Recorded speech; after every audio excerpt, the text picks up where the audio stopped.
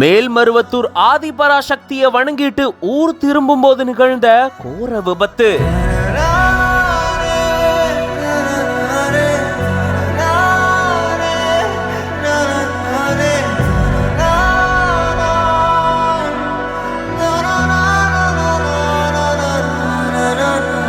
விபத்துல 4 பேர் பலியாகி இருக்கிறது பெரும் சோகத்தை ஏற்படுத்தியிருக்கு. காய்கறி வாகனத்துல இருந்து கொட்டி கிடந்த காய்கறிகளை மூட்டைகளா தூக்கிட்டு போயிருக்காங்க பொதுமக்கள். கர்நாடக மாநிலம் கோலார் மாவட்டம் முள்பாகல் பகுதியை சேர்ந்த பக்தர்கள் மேல்மருவத்தூர் ஆதிபராசக்தி கோயிலுக்கு போயிட்டு தரிசனம் செஞ்சதுக்கு அப்புறமா ஊர் திரும்பி இருந்திருக்காங்க.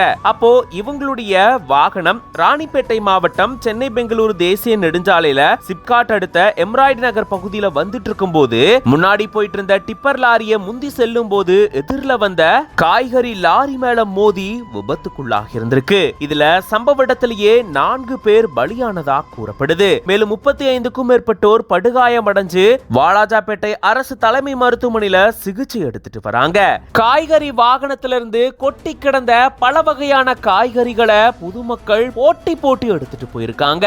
இந்த விபத்தின் காரணமா இந்த பகுதியில கடும் போக்குவரத்து நெரிசல் ஏற்பட்டிருக்கு. போலீசார் அதை சீர் செய்யும் பணியில ஈடுபட்டிருந்திருக்காங்க.